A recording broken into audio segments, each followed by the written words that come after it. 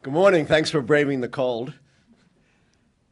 My opinions are not only not necessarily that of the State Department, they are not necessarily that of anyone other than myself, including American University, where I am a professor. I'm going to start with a couple of quotations. The era of big government is over. States like these and their terrorist allies constitute an axis of evil. Do those two quotes sound familiar to anyone? Well, they are from State of the Union addresses, one from Bill Clinton back in 1996, and one, of course, from George W. Bush after the 9/11 attacks in 2002. Why do I quote these statements? Because they are probably the only quotes anyone remembers from State of the Union addresses in the last 20 years. State of the Union speeches don't tend to be particularly memorable. They don't tend to be noted for their soaring rhetoric or their smashing policy breakthroughs. They tend to be rather pedestrian, kind of workmanlike speeches that are well received, but are not held deeply in memory. And it is ironic statements that we do tend to remember, like Bill Clinton saying the era of big government is over, and of course, the government spending has exploded, more than doubled since Bill Clinton made that statement, and of course, George W. Bush's statement about the axis of evil has largely been derided since he first made it in 2002. So you're more likely to be remembered for an ironic statement than for an inspirational or soaring statement. Now, why does the president give a State of the Union address every year? In part because it's in the framing document of the American government, the original Constitution of 1787, which says that from time to time the president should give Congress information about the State of the Union and make such recommendations as he deems expedient or necessary. It seems like kind of an innocuous little clause of the Constitution, but it's one of the most important clauses with respect to presidential power and presidential tradition.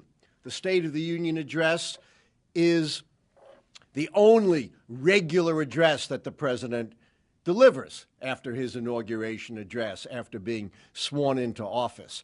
And that other little innocuous statement in the Constitution about recommendations has really been the foundation for the agenda setting on the part of the president. That's basically what has given the president the precedent and the authority to become the policy leader, to make proposals and recommendations, to set forth a budget that guides congressional deliberations. Now, of course, that section of the Constitution does not say that the president has to give a State of the Union address every single year. It just says from time to time. That was a precedent established by George Washington, who began the tradition of giving annual State of the Union addresses. They were not, however, back in Washington's day, called the State of the Union. They were called the President's Message to Congress. And they were really addressed to the Congress more than they were addressed to the general public. After all, in those days, nobody but a tiny audience actually heard what the president had to say, of course. And the term the State of the Union did not come into use until Franklin Roosevelt began to use that term when he was president in the 1930s. And while we tend to look at the State of the Union address as a speech to the American people and to the Congress, and that's how it started out, Thomas Jefferson, who was elected president in 1800, stopped that tradition. Thomas Jefferson looked at himself, and his image was kind of a plain person, a democratic Republican after the aristocratic Federalists of George Washington had lost power, and he thought that delivering an address in person, and by the way, Thomas Jefferson was a great writer and not much of a speaker, he thought delivering an address in person was too arrogant, too haughty, and he stopped the practice, and he simply presented a written message to Congress. And that practice held for over 100 years. There was no State of the Union speech until Woodrow Wilson revived it in 1913. Woodrow Wilson was a Democrat, a progressive Democrat, and he wanted to present his reform agenda, particularly on lowering tariff rates to the Congress, directly and in person. Unlike Jefferson, Woodrow Wilson was an excellent and moving orator. And since then, almost every president has annually presented the State of the Union as an address before a joint session of Congress. In the 1920s, for the first time, State of the Union addresses were broadcast via radio, and the modern State of the Union address really took shape in the era of television in the mid-1960s, when you got an address in the evening, and in prime time, covered by the networks, with lots of commentary by the pundits of the time following it up, and also by the late 1960s, an opportunity for the opposition party to present a counter to the State of the Union address. Of course, nobody ever listens to what the opposition party has to say, and in fact, the opportunity to deliver the counter to the State of the Union address has kind of been a political graveyard for those so chosen, just as Michelle Bachmann and Governor Jindal of Louisiana, both of whom bombed out on national television. Now, every time Barack Obama gives a speech, I'm always asked, is this the most important speech of Barack Obama's presidency? How will this speech define Barack Obama's legacy? And my answer is always, no speech is that important. Presidential legacies are not defined by speeches, and certainly not in the modern era when very few speeches are memorable. We don't have speeches like Lincoln's second inaugural address, or Franklin Roosevelt's first inaugural, or John F. Kennedy's inauguration address. And certainly, as I mentioned, State of the Union addresses have not generally been memorable, but there have been a few exceptions. Back in the 1820s, President James Monroe used his State of the Union address, his seventh in his second term, to announce the famous Monroe Doctrine, which said, Europe, stay out of the Western Hemisphere. Kind of a lot of bluster, but it worked.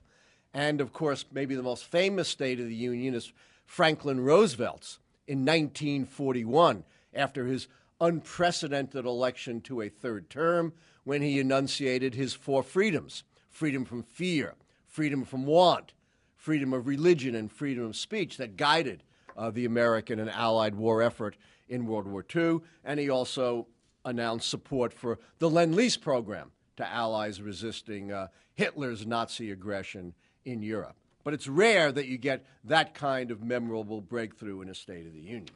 This State of the Union, though, I think is more important than the usual for President Obama because he faces some very daunting challenges. And he needs to reinvigorate his presidency, which has hit a low ebb in recent months.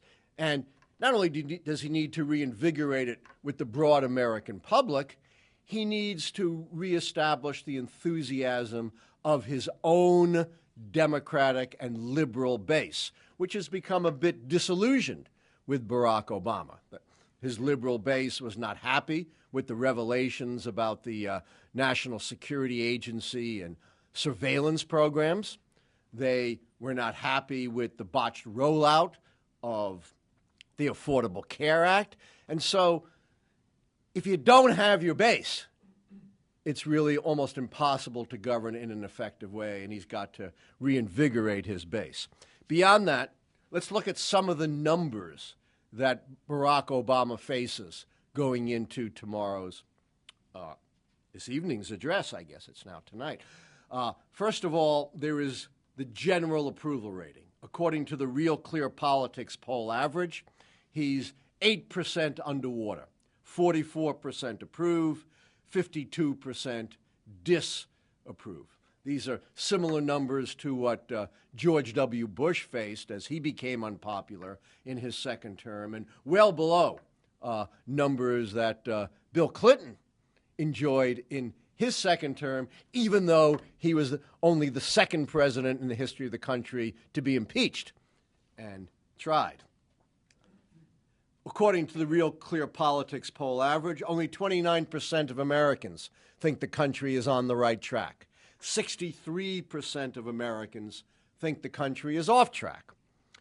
According to an NBC Wall Street Journal poll, only 31% of Americans say the country is better off since Obama took office. That's pretty bad when you consider he took office in the midst of the worst recession in American history since the Great Depression of the 1930s. 39% think the country is worse off.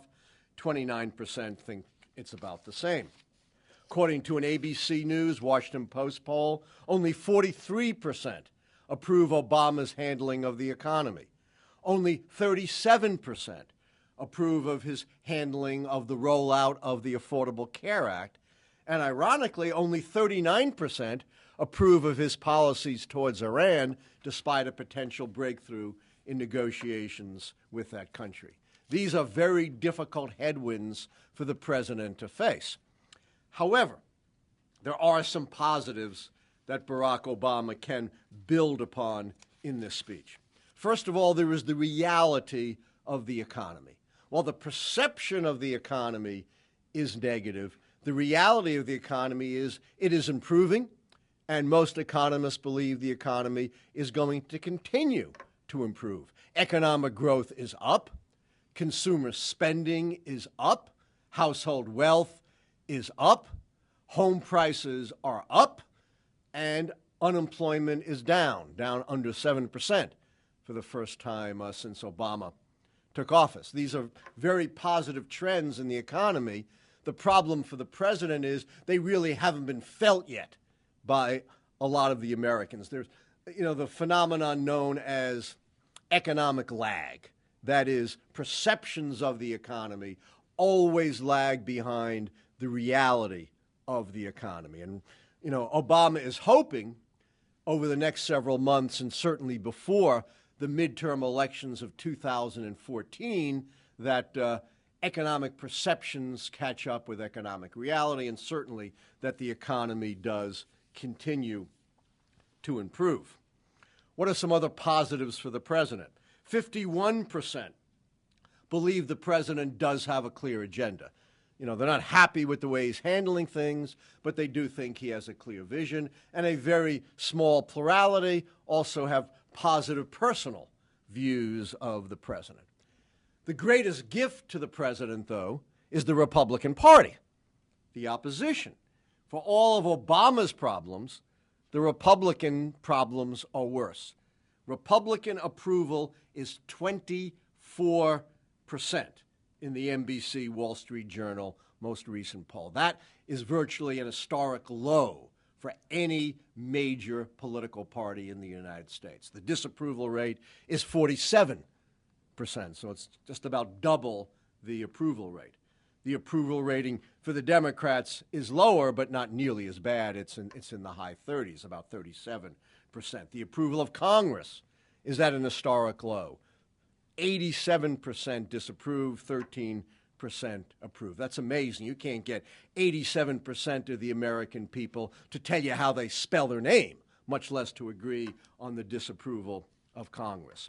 51% believe Republicans in Congress are too inflexible in reaching compromises, compared to 39% who think Obama has been too inflexible. So we know, of course, American politics is characterized by a very high degree of polarization. Republicans and Democrats hardly agree in anything, but more people put the blame on the Republicans than on the president.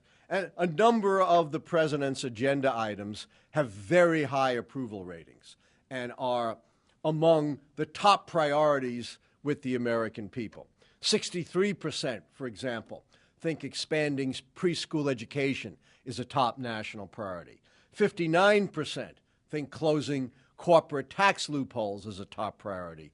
And 51% think raising the minimum wage is a top national priority. So these are the kinds of things that the president is going to talk about this evening and should resonate with the American people. He is going to talk about preschool education, tax reform, raising the minimum wage, economic incentives for job training and for business growth and development that should resonate very broadly with his audience. You know, we've heard a lot about income inequality, and that's a real issue that he is going to be addressing because today the gap between not rich and poor, that's not what income inequality is all about. That's not the gap. The gap is between the rich and everybody else.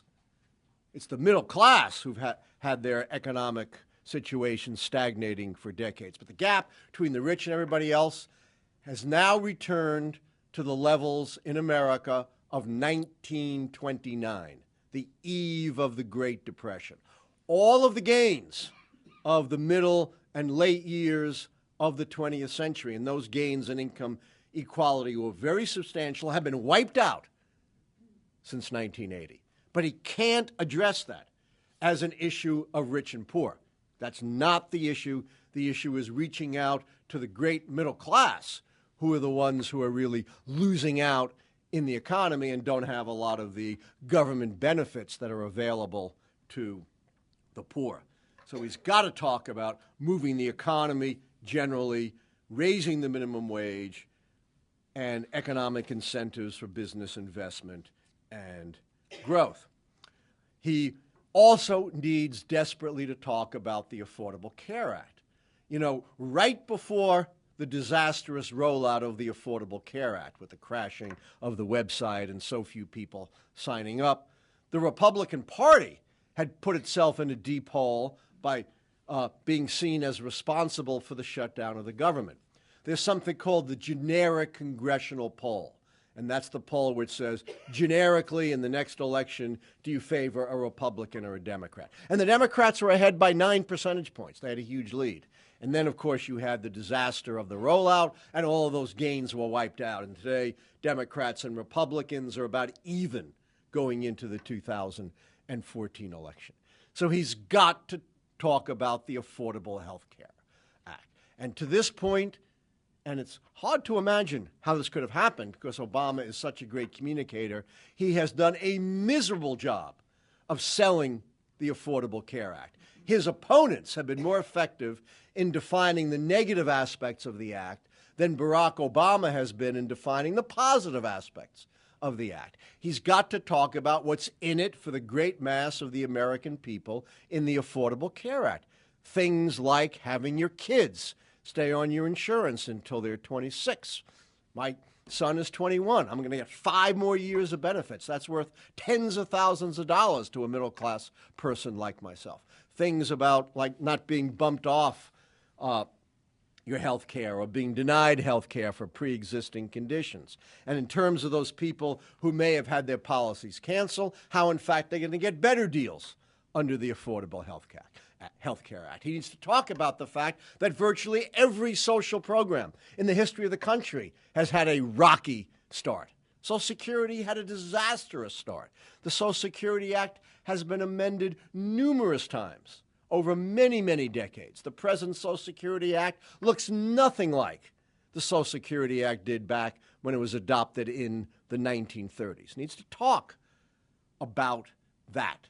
And in fact, one of the positives for him on the Affordable Care Act is that about 54% of Americans believe we should work to fix the act and not repeal the act. And in all of these things, he has the advantage of the Republicans not really having credible alternatives to the programs of the president.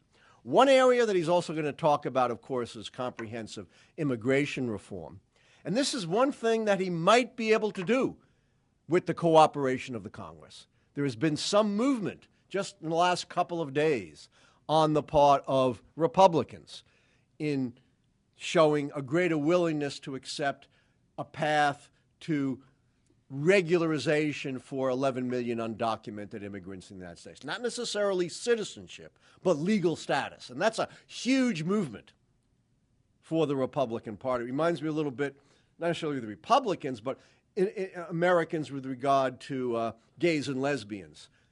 Public opinion first moved to the idea of giving gay and lesbian couples legal rights comparable to marriage, and then the next step that's now been embraced by a majority of the American people is, in fact, accepting gay marriage and not just the legal equivalent of marriage. So we may really see some movement on immigration reform. In other areas, of course, as we've already heard, he is going to act by executive order. Executive order is a very powerful tool of the president. By issuing orders in your role as the chief executive, you can do a lot without going through Congress. For example, in 1930, Herbert Hoover issued an executive order that cut immigration to the United States by 90%. 90%, just by reinterpreting the immigration laws. He didn't have to go through Congress. He did it, of course, because it was the Great Depression was overtaking the United States, and he and others were imbued with the false belief that every time an immigrant comes to America, the immigrant takes a job from Americans. We, of course, know that's absolute nonsense.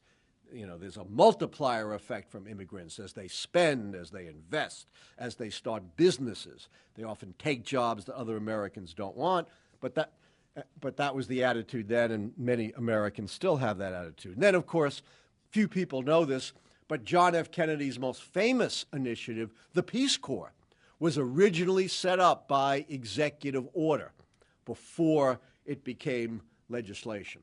And Barack Obama has already issued some very powerful executive orders on the environment.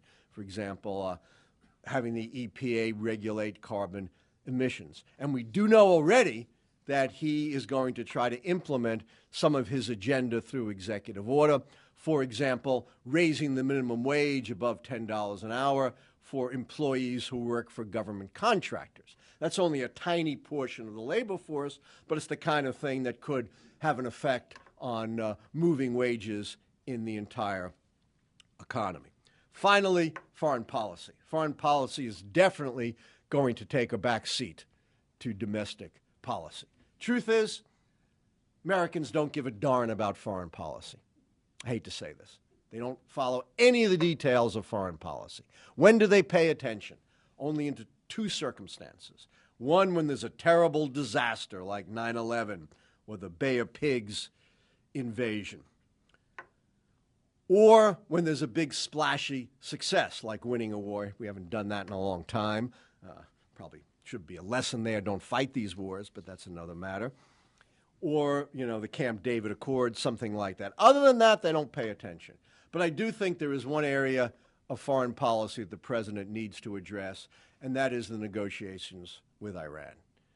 This is of critical importance.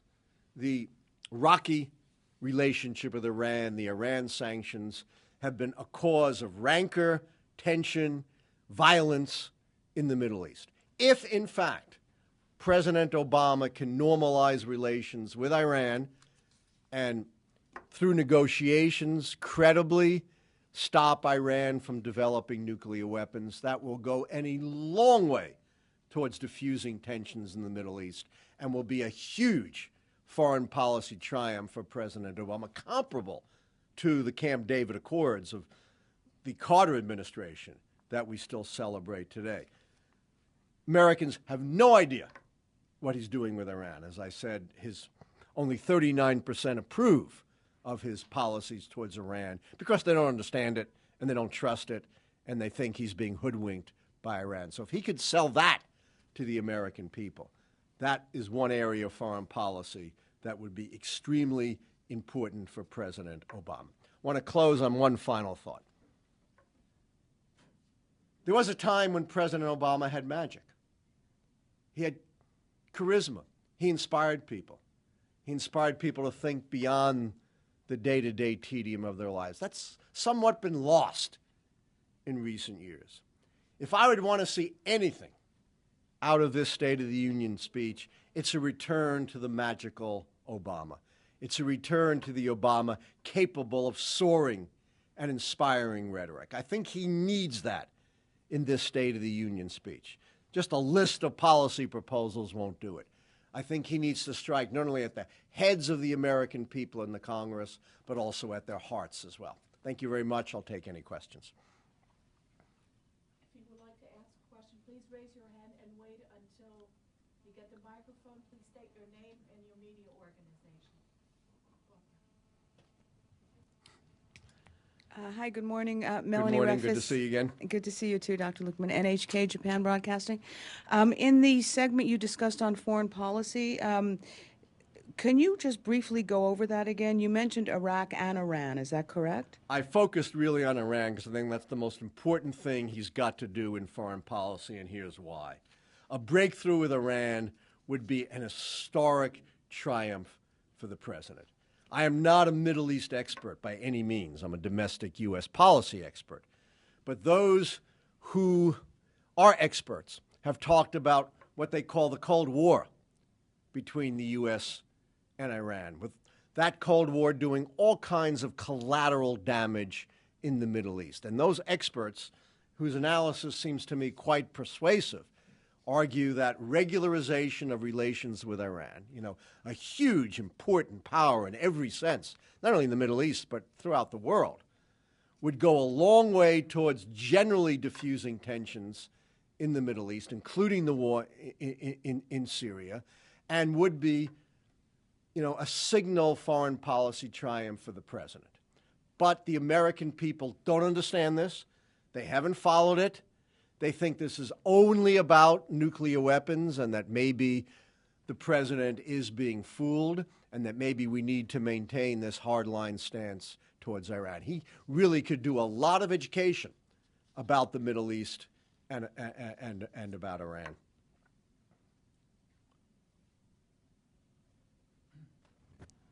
Hi, my name is Lauri, and I'm from the Estonian Public Broadcasting. Could you please expand a bit about, the history of the Republican or the opposition's responses throughout the years since they began in the late 60s, as you said?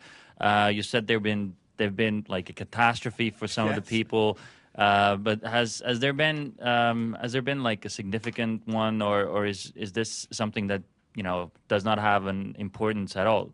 This year we have the Tea Party, the Republican Party, then Rand Paul's going to do his own. I think it's Mike Lee who's going to. Mike Lee is going to do the Tea Party, and Kathy McMorris Rogers is going to do the regular one. It's a disaster for a number of reasons. The original one was the Republican minority leaders in the House and the Senate, Charles Halleck and Ev Dirksen, the Charlie and Ev show, and they were pretty good actually. That may have been a high point for the responses to the State of the Union.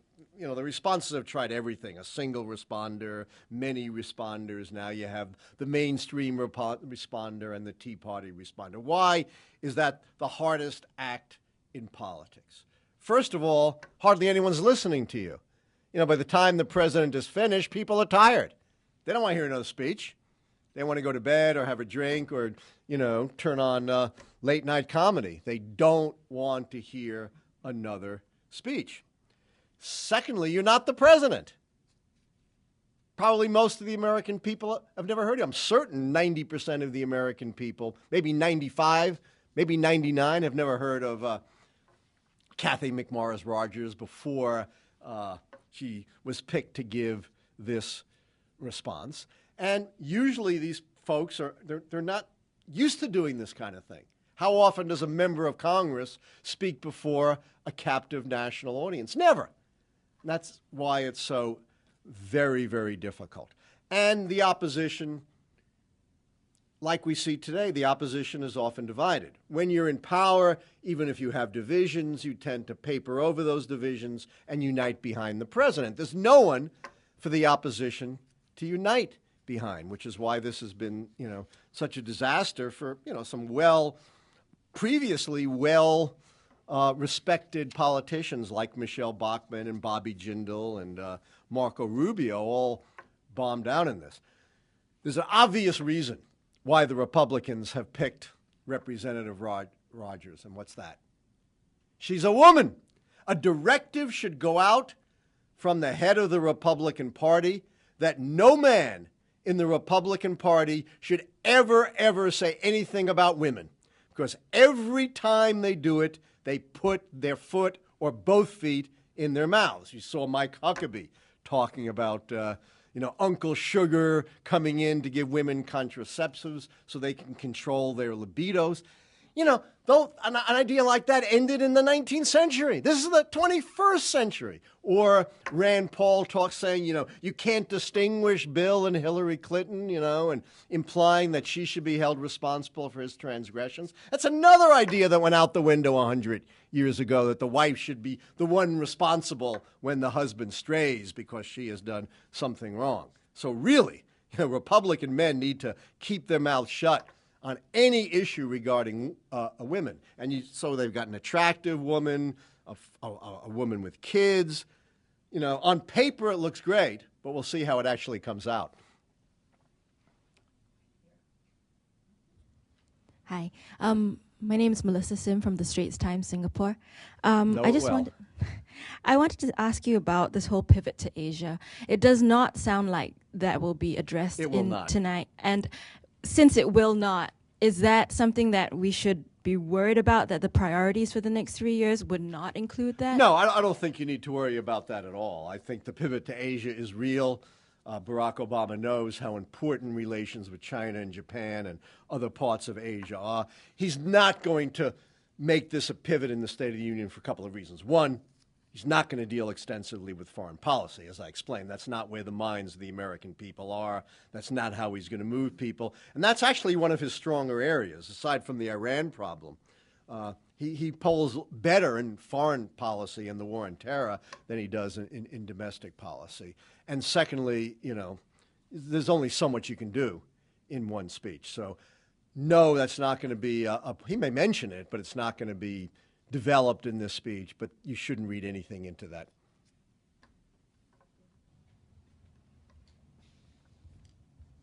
Hi, Bill Marsden, Postmedia News in Canada.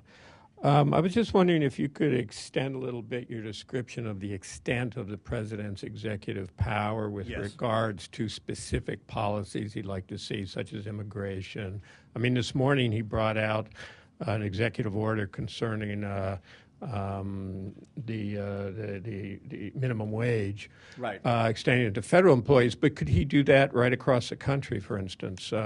So could you just apply it to the various issues that he faces domestically? Thank you. The president's power via executive order is pretty broad, but it's only directed at the executive branch of government. So those who have direct dealings with the executive branch or who are members of the executive branch can be covered very, very broadly by executive orders. So you can expand the authority of the regulatory agencies, for example, through executive orders. You certainly can do all kinds of things on immigration through executive order. You could, adopt a form of the DREAM Act insofar as would affect institutions receiving federal aid via executive order. We've already seen what he's doing on employment, minimum wage via executive order. So there's a lot you can do so long as it's directly affecting the executive branch of government or those who have dealings with the executive branch. He cannot, for example, mandate a minimum wage for private industry. He could not do something like that. But he can do it the way he's doing it because he's doing it only for those who are contracting within the federal government and their employees. But it's pretty broad. And the only control over this is the courts. If you want to challenge an executive order, you got to go through a lengthy, difficult legal process to show that the president has gone beyond his constitutional powers as commander-in-chief. Or you've got to wait until the next election. Because the weakness of an executive order is it can be de-ordered once the next executive comes in. And we've seen this time and again with the switching of parties. Every time a Republican comes in, they issue some pretty rigid executive orders with regard to access to abortion on military bases, what those receiving federal aid can do with respect to abortion. Then as soon as you get a Democratic president in, they repeal all of those executive orders. So the strength of the executive order is you can do it without Congress. The weakness is if there's a change in parties, it can be instantly repealed. Can we go to New York to take a question, please? New Sure. York, go ahead. New York. Okay. Janine Harper, Fuji Television. You spoke about the executive order that would be used to change the federal workers' wages, and you spoke about how that might affect minimum wages throughout the country. Can you talk about the time period, how that would trickle down to minimum wage throughout the country, and exactly how that would work? Well, I think the way it would work, is not by law, but as you say, by trickle-down precedent. You are establishing a higher wage level for a certain class of employees, and the argument is that to get more qualified employees or to compete, private employers would then have to offer higher wages, perhaps not the $10.10 minimum wage that employees of government contractors are ordered to do, but at least something higher than the kinds of wages they're offering now. Whether that works or not remains to be seen, but that's the theory. Once you wage raises for one class of workers, then there's going to be competitive wages for others.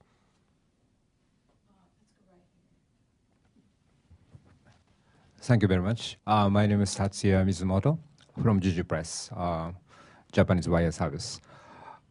Could you describe Obama magic, which you mentioned before? How the president able to regain his magic, his charisma, his leadership through the speech? Right. Is that only executive order? Is there another method for him? I didn't catch the last thing you said there. Yeah, you mentioned... I got about the charisma and how he can change it. Okay, I got it. I'll tell you how he recaptures his magic. Fire the hucksters, fire the handlers, fire the consultant. Get rid of those folks that have put Barack Obama in what I call the presidential bubble.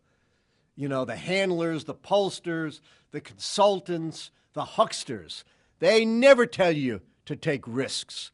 They never tell you to be bold and imaginative. Those things don't poll very well. They always bring you down to the lowest common denominator. If we had pollsters and consultants in the time of Abraham Lincoln, we'd still have slavery in America today. Obviously, that's hyperbole, but you get my point. Lincoln had to think boldly. He had to do something no one had ever done before that was very risky. The consultants, the handlers, and the pollsters would never have allowed them to do it. Barack Obama has fallen victim to the disease that afflicts almost every president, and that is getting caught in the Washington bubble, listening to the consultants, listening to the pollsters, listening to the handlers. No one's ever become a great president or an inspiring president because of what the hucksters have told them. The only way you do it is by being yourself. Barack Obama has got to go back to that guy, that skinny, unknown guy, back in the Democratic Convention of 2004, who spoke genuinely and from the heart and inspired the American people. Is he going to listen to me and fire everyone this afternoon? I doubt it, but he should. Thank you. Jun Kaminishikara with Kyodo News, Japanese news agency again as well. I would like to know how you think President Obama would like to take advantage of tonight's opportunity, State of the Union, to regain his momentum for his, rest of three-year term. Right. As I've said, I think, recapturing the magic, inspiring people is very, very important. He's got to reinvigorate his base, and he's got to do that by creating, again, some excitement for the Affordable Care Act. I haven't talked about this before, and he's not going to dwell on it, but his base is very angry with him about the surveillance programs. And he's got to talk about why his reforms are going to bring that into check. And then he's got to convince the people that he's going to take action on things that really matter to them, which, of course, first and foremost is always the economy. He's got some specific programs that we've talked about, and I think this instrument of the executive order is very powerful. The American people don't care whether it's done by executive order or not. You know, they're not going to get into the constitutional nitty-gritty of that. They're only going to care that action is being taken, and given the gridlock in the House, a lot of action will have to be taken via executive order. He's already done a lot of things, and this raising the minimum wage is another option. Hi, Takashi Oshima from the Asahi Shimbun. I was wondering if you could elaborate a little bit about your statement that the foreign policy is really in the backseat. Do you think, generally speaking, do you think there is any correlation between how much time the president spent for talking about foreign policy and how much the administration or this country are paying attention to the issue outside of the world? And if the president will spend less time to talking about foreign policy this time compared to his previous address, what do you think is the implication? Yeah. I don't think the president talking about foreign policy in one speech makes any difference whatsoever for the American people, unless he can make a big splash with it.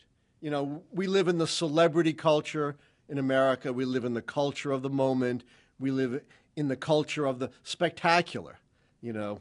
So what gets attention? This football player who goes on television and rants against his opponents and, you know, does something spectacular that you haven't seen. He's got more attention than the President of the United States by doing that.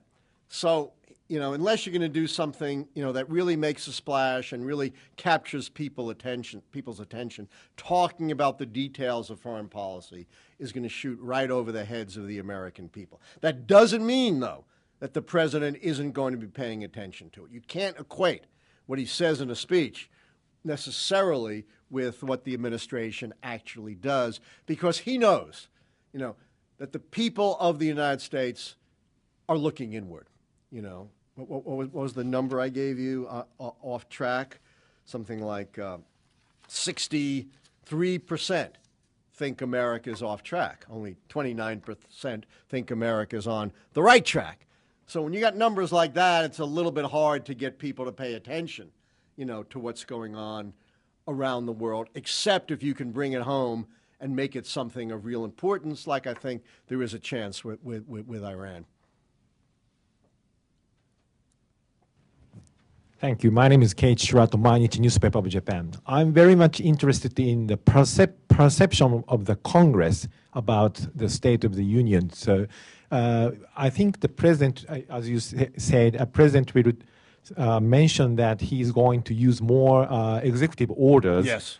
In order to implement the policy, what he wants to do. However, so if this State of the Union is a message to the American ordinary people, so if President say, I'm going to use a more executive order, the president looks very decisive person. However, so I'm wondering whether if he says so it looks very, how should I say, it's very uncomfortable for the member of the Congress that it's because executive order, doesn't respect the process of the Congress. Can you understand what I'm saying? So I hear you completely. And you know what? The president couldn't care less, really, about what's going on in the Congress, because the Congress is at 13% approval rating. He's not really speaking in this address to the Congress. He's speaking to the American people. I think he also knows that the Congress is like Wall Street. It operates on two principles, fear and greed. And the only way you make them fearful of you or greedy for your support is by getting the backing of the American people. Congress isn't going to pay a whole lot of attention to you when you have 40% approval. They're going to pay a lot more attention if your approval rating goes up to 55%. He's also not really worried about Republican criticism because the Republican Party stands at 24%. You know, he's 20 points ahead of the Republican Party in approval, and they really have not been able to do much in the way of selling their own programs. That doesn't mean the Republicans aren't going to do well in the midterm elections. See, the problem for the president is the Republicans are the only alternative. American people are not going to vote for the Libertarian Party or the Green Party. So anyone who's unhappy with Obama, they're going to vote Republican.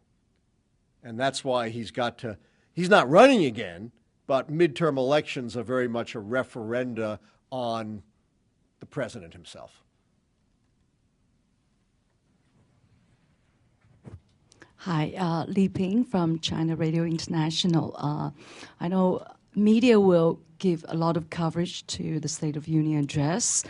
I wonder how the American public, how American ordinary people really care about his speech, and will they watch him live or read in great detail, you know, how will they take his speech seriously?